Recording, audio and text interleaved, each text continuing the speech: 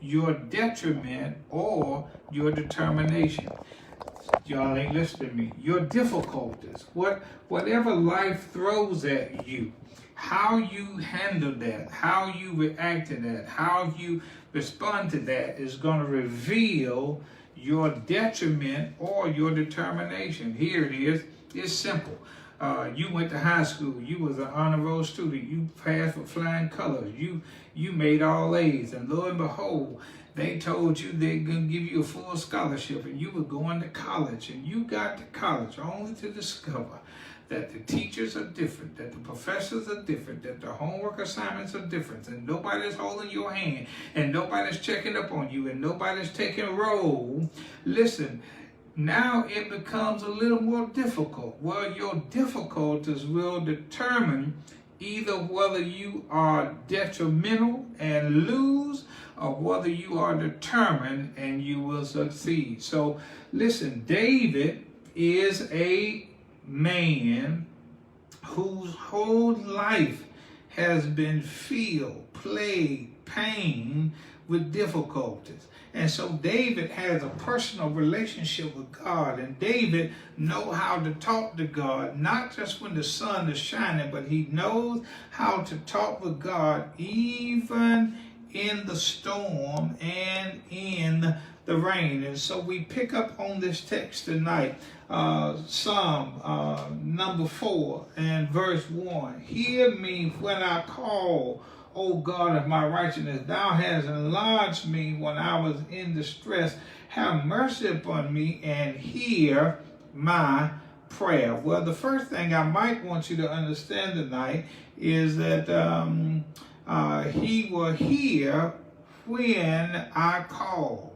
He will hear when I call. In other words, it's prayer time. David understood that prayer is communicating with God and letting God know how you feel.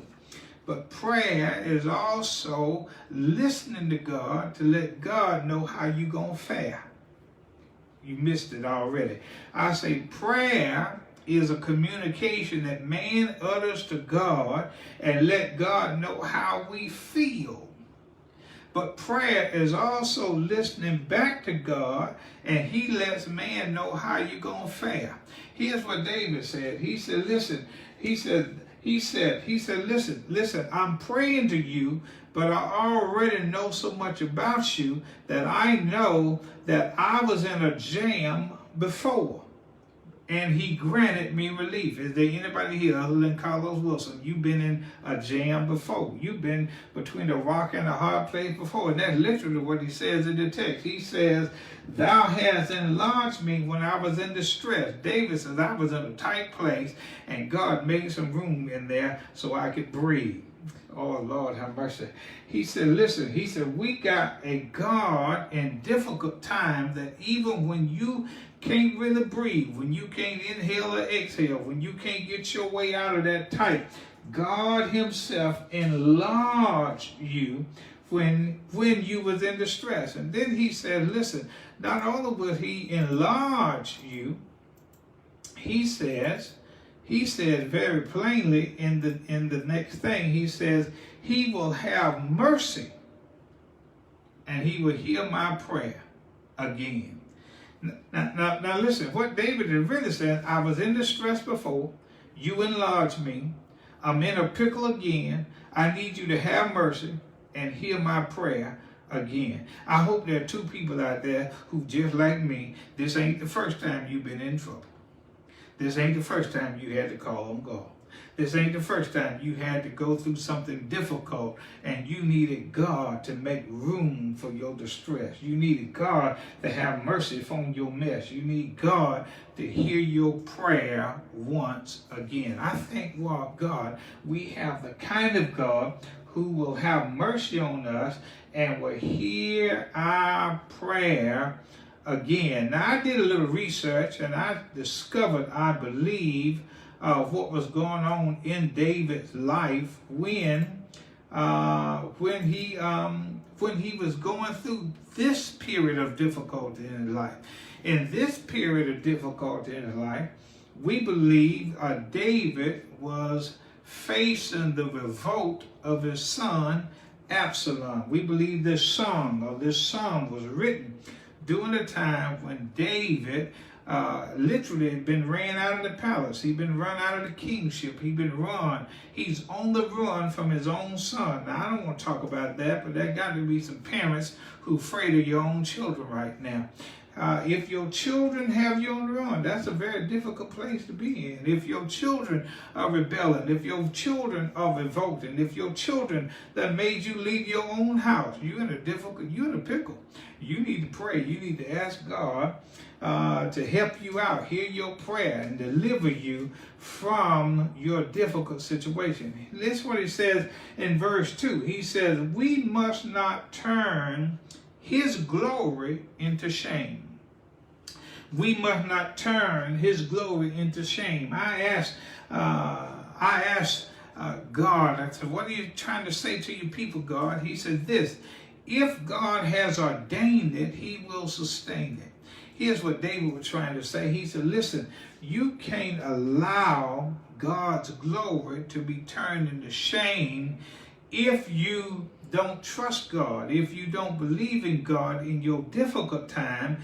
God really can't be who he really wants to be and needs to be if you don't trust him through your difficulties. In other words, David is trying to suggest to us in this psalm that if God appointed him, anointed him to be king, he don't have to worry about Absalom or anybody else, because if God has ordained it, God will sustain it. Listen, if God has given you something, if he's given you an appointment, he's given you an assignment, he's given you a job, he's given you a difficult task, he told you to command the troop, he told you to lead the army, he told you to feed the sheep. God, if he ordained it, he will sustain. God Almighty, I'm trying to suggest to you all, this road will not always be an easy road. Every now and then, you just got to lean and depend on God, and you must not turn his glory into shame, because if he ordained it, he will sustain it. Let me just keep trucking because my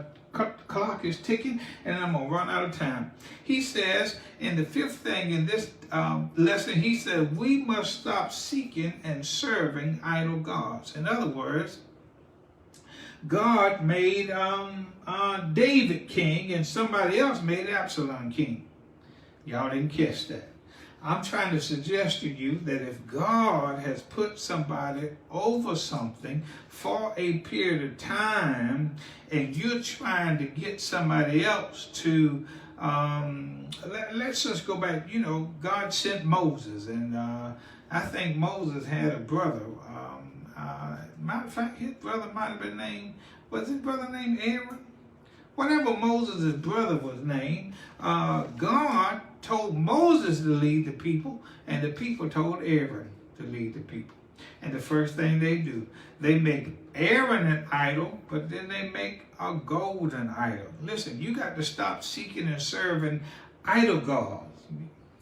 Listen, I hate to say this, but I just think too many Christians is giving the president and the doctors too much credit. I'll just leave it right there. I said it again, just in case you think I didn't say what I said. I said I think too many Christians are giving the president and the doctors too much credit. I'll say it one more time. I'm gonna say it another way so you can really get why. Mama got cancer. Mama go to the doctor.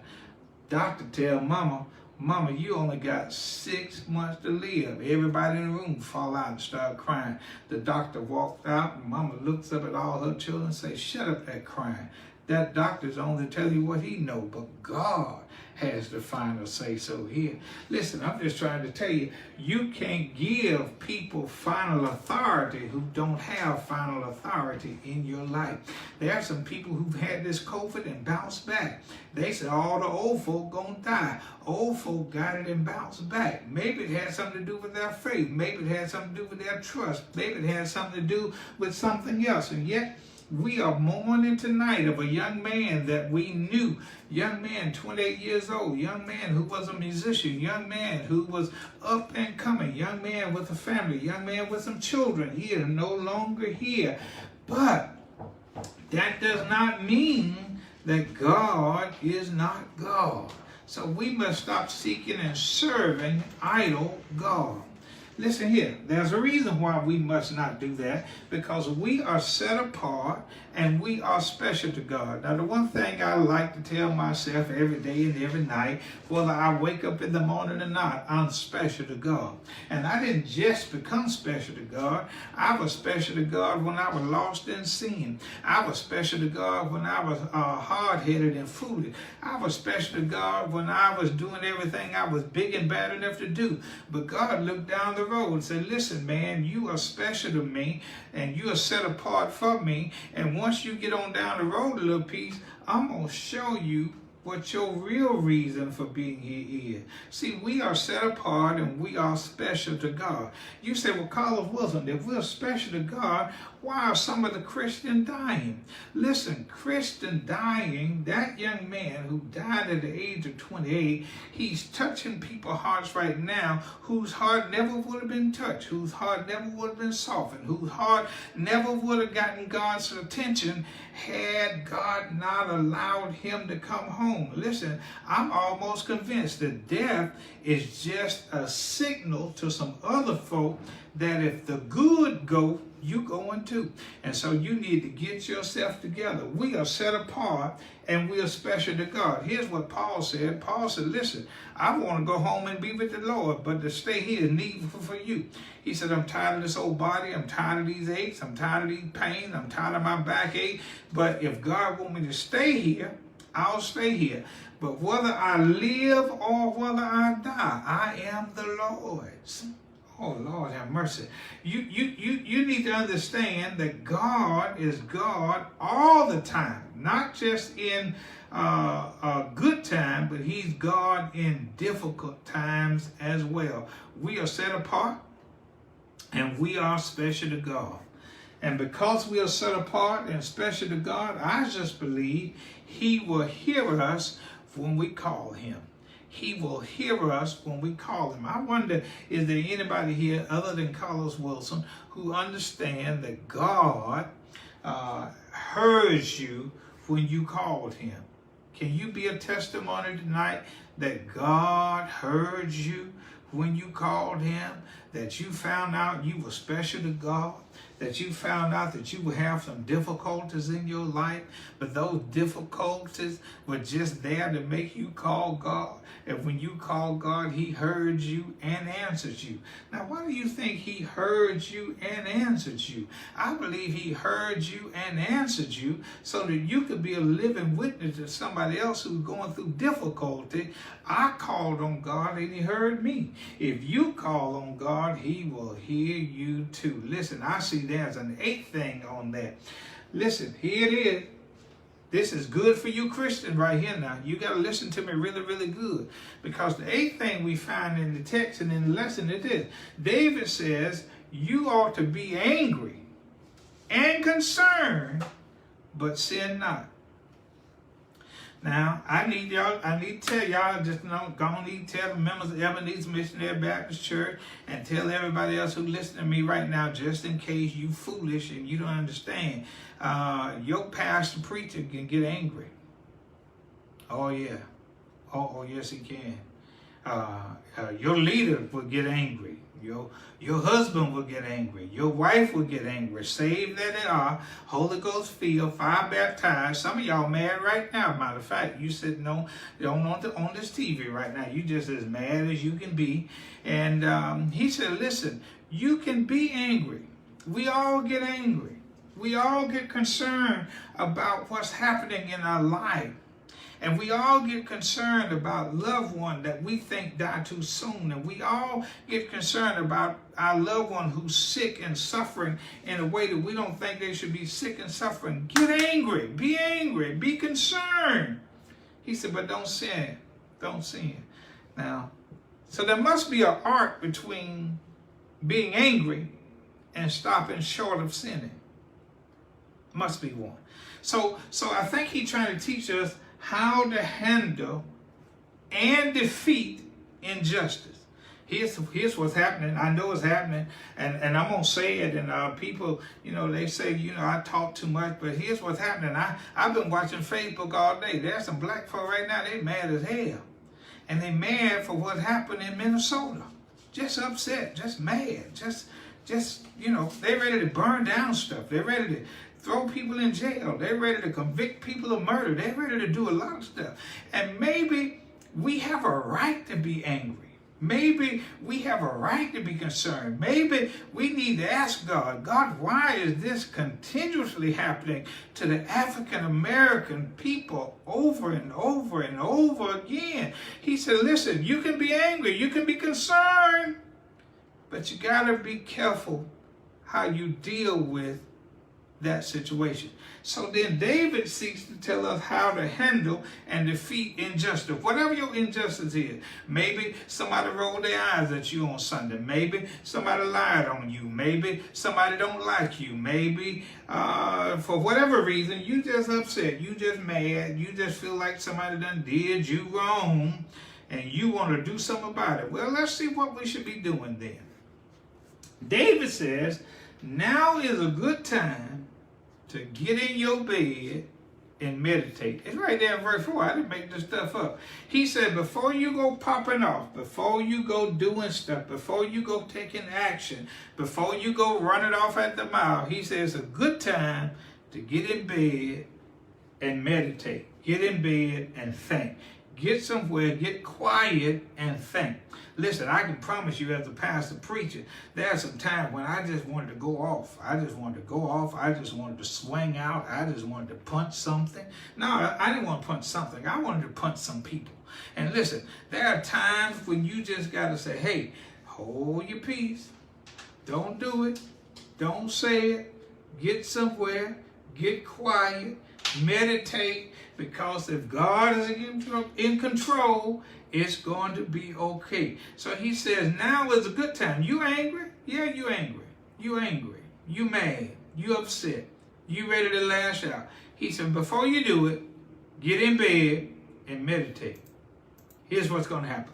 He says, be quiet and let your heart do the talking.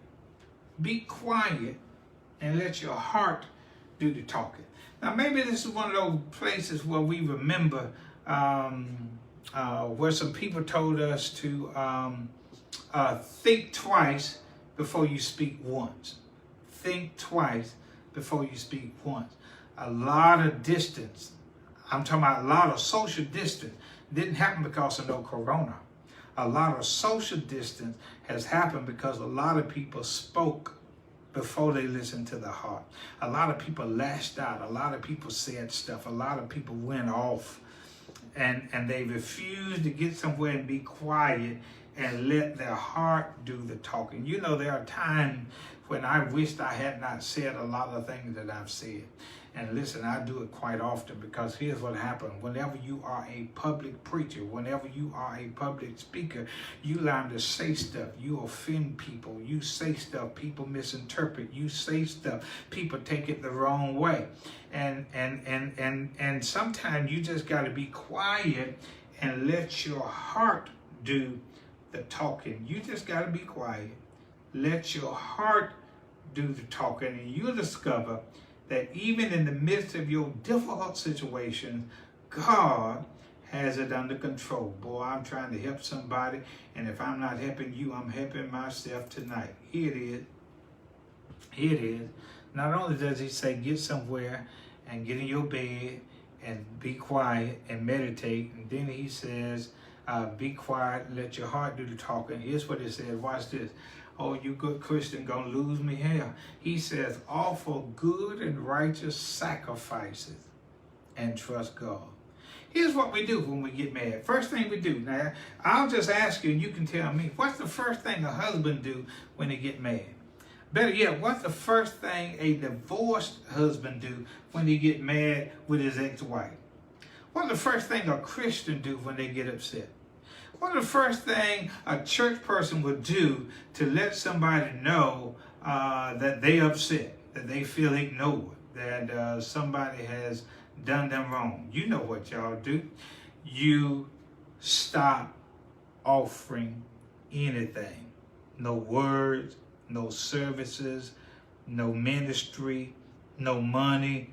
He said, listen, David said, listen, I don't care how much life messed with you, messed over you. I don't care how difficult your situation get. You need to offer good and righteous sacrifices. Watch this. And trust in God. Trust in God. They talking about you on your job? Trust in God. They telling you they gonna railroad you? Trust in God.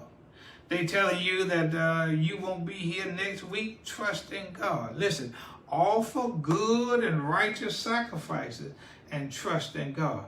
You know, I try to tell some people, you know, it did not matter. It did not matter. It does not matter. It does not matter. I've been married 33 years. It does not matter. It did not matter how upset I got with my wife or how upset my wife got with me. I had an obligation to pay that house note. I had an obligation to keep the lights on. I had an obligation to keep food on the table. I had an obligation to put clothes on my children's back. I even had an obligation to let her wear shoes that I bought while she was mad at me. Jerry Johnson ain't gonna help me with this one, but I know it's right.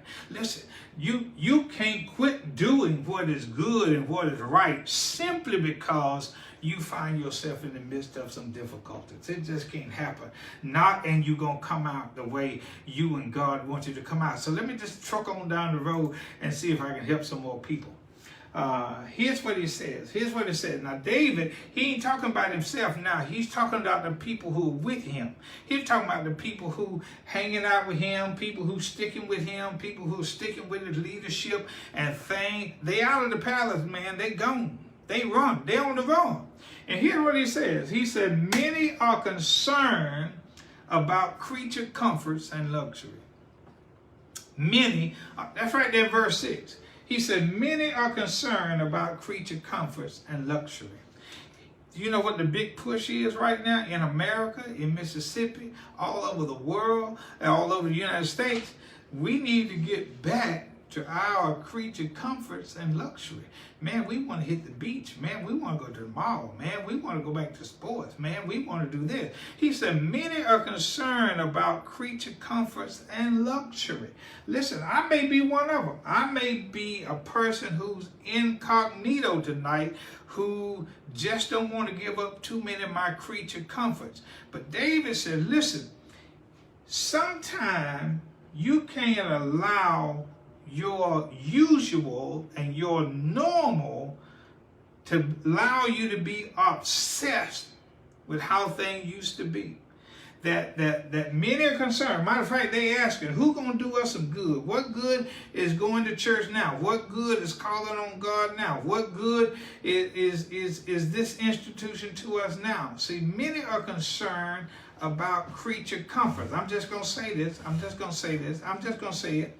Listen, I appreciate those of you who did not come in the sanctuary Sunday, but you sat out there on the lawn. It was hot out there. The sun was shining. You got under the shade tree, but you still worship and you enjoyed fellowship. Listen, you didn't have the creature comforts that you used to, but you still got the same God. I wish somebody would talk to me up in here. Listen, you didn't have your cushion pew, but you still had your Creator who allowed you to sleep, who allowed you to wake up, who allowed you to move. And I'm trying to say to you, every now and then, you can't not keep talking about, well, I'm not as comfortable as I used to be.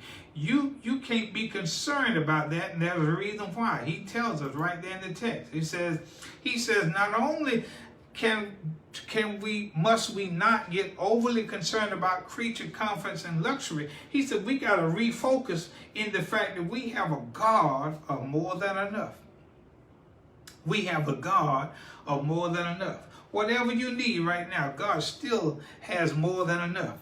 If you don't believe it, call on him. If you don't believe it, ask him. If you don't believe it, try him.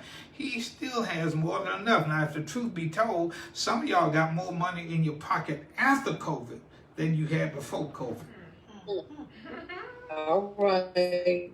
Oh yeah, oh yeah, oh yeah. Some of y'all have more resources right now than you had before this pandemic hit. Now, why in the world would you back off of God now when He has shown you and proven to you over and over again that He's God? You still got milk in your refrigerator. You still got some Coca-Cola in there, or some root beer, or some Sprite, or whatever you want. You still got that stuff. We have a God of more than enough. And so you don't hear me around here crying and talk about poll us and poll. Listen, God is showing up in people's lives now like He's never shown up before. You didn't get no stimulus check while you was working. Come on, come on. I'm coming. Hey, listen, listen. You didn't have nobody handing out boxes of food every day before the pandemic. Listen, God has been good to us.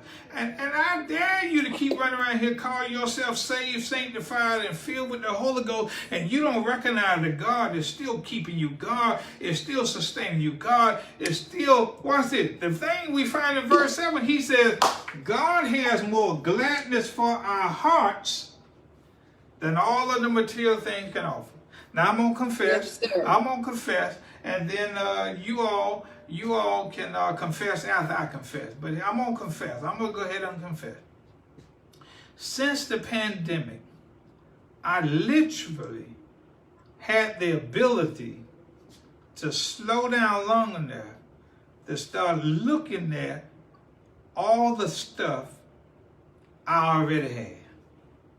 And when I look at all the stuff that I already have, nothing is more pleasing to me than the gladness that I have in my heart that material things cannot supply. Listen, all of my material stuff, every bit of my material stuff, it deteriorates. I was having a discussion with some friends of mine the other day. I own this motorcycle, I bought it in 2005. It's old now, and it's been sitting on the carport so long. I get ready to ride it, and there are little deterioration lines all the way around the tire, And I said, man, I ain't rode this thing long enough to buy another tire. I ain't gonna buy another tire. So I talked to my friends about it. I said, listen, man, if I have to buy this tire, it's gonna cost me about $200. They said something very astute, very intelligent, very filled with wisdom to me. They said, Wilson, would you rather spend $200 on that tire or $200 to patch up your arm, your leg, or your head if this thing go out? Well, I ordered me a tire. Praise the Lord. But I thank God for the gladness that's in my heart that supersedes all of the material things. And if you have been in your bed and meditating and thinking and having some communication with God, you ought to be glad in your heart that God loves you enough to put gladness in your heart that no restaurant and no entertainment and whatever else y'all have given up, God, if you show enough child of God, He got gladness in your heart. And David said, regardless to my current circumstances and situation, I got gladness in my heart that the palace couldn't produce. I got gladness in my heart that people couldn't give. I got gladness in my heart that sitting around the big table couldn't offer me. I got gladness in my heart. So since I got some gladness in my heart, He said, this is what I'm going to do. Y'all do whatever y'all want to do. He said, this is what I'm going to do. He said, I'm going to lay down in peace and sleep. And sleep. Yeah. Now listen, if you're losing sleep because you think COVID going to slip in there on you at night, you wasting your time. Or if you're losing sleep because you believe COVID is on your job and COVID is going to get you and COVID is going to do this and do that. Listen, what I'm trying to suggest to you, my brothers and sisters, none of us got a handcuff on COVID. She seemed to be going where she wanted to go. And she seemed to be doing what she wanted to do. And every time you think you done disinfected something, COVID just shows up on something else. So listen, if you believe in God in your difficult time, David said, listen, my son is after me. He want to take me out. I know that he leading this revolt. I know if they catch me tonight, it's going to be on. But here's what I'm going to do. I'm not going to lose any sleep over it. Man, why are you losing sleep over folk who don't like you when you serve a God who loves you? Why would you do that? Why would you do that? Why would you do that? Why do you keep doing that? Why do you keep losing sleep over something that you can't control? It just doesn't make any sense. David says, I'm going to lay down in peace. Lay down in peace. I ain't worried about it. I'm going to lay down in peace. I'm going to lay down in peace and sleep. I'm going to lay down in peace and sleep. Now, how did David get to the point where he said, I'm going to lay down in peace and sleep? Here's how he got there. This is how I believe he got there. You can go do your own research. David says, I'm going to lay down in peace and sleep because I know I've done everything that I can do for God in the situation. Now, whenever you do whatever you can do for the loved one who's sick, you can lay down in peace and sleep. If you've done all you can do to help somebody along the way, you can lay down in peace and sleep. If you've given it the very best you know how to give it, and you realize it was never in your control in the first place, you can lay down in peace and sleep. I got to get out of here, but I need to tell y'all a couple of other things. Here it is. He said, I'm going to lay down in peace and sleep because the Lord has my back. It's right there in verse 8. I don't know what the King James said about it anymore, but here's what it says. I'm going to lay down in peace and sleep because, oh yeah, it says, because the Lord is my safety. Is that what it says in your Bible? Oh, y'all ain't reading no Bible. He said, I'm going to lay down in peace and sleep because the Lord is my safety. That's what your Bible said. Now, if the Lord is your safety, you know, you can just go on to sleep. Every now and then I think about, you know, something might happen to me in my sleep, but I ain't going to lose no sleep thinking about what might happen to me when I go to sleep because the Lord is my safety. Here it is. You need a God of your troubles and not just a God of your treasures and triumphs. Listen, if you can only trust God because you have treasures and triumphs, you got the wrong kind of God. I said, if you only trust God when you are faring well and winning, you got the wrong God. You need the God that can give you safety when times are difficult, when things don't look too good, when it don't look like it may not come out the way you wanted to come out. You need a God of your troubles and not just a God of your treasures and your triumph. Listen, it's been my plum pleasing pleasure to talk to y'all tonight, and I hope you all know this one thing about me. I love y'all. Love is not what love says. Love is what love does. These three things will last forever. Faith, hope, and love, but the greatest of these is love. Listen, if you die tonight, you ought to die loving somebody. If you die tonight, you ought to die forgiving somebody. If you die tonight, you ought to die saying, Lord, I've done the very best I could with what you gave me. There is a God that sits high and looks low. He's not just the God of the sunshine. He is the God of the storm and the rain. If you learn how to trust God in the midst of your difficult times, in the midst of your trouble, trials, and tribulation, I promise you this Wednesday night, you can go to bed in peace and sleep. Here's the way the old folks said it to us a long time ago when I was a little boy. They said, I don't know what tomorrow holds, but I do know who holds tomorrow. He is Jehovah Jireh. He is Jehovah Rapha. He is all that you need, and he's all that you desire. If you stick around and I stick around, I'll see some of y'all on Sunday. But those of you who listen to me just on Wednesday night, If God be willing, I'll see you same time, same place, next Wednesday night. Until then, we sign off now. Say, may God bless you real good.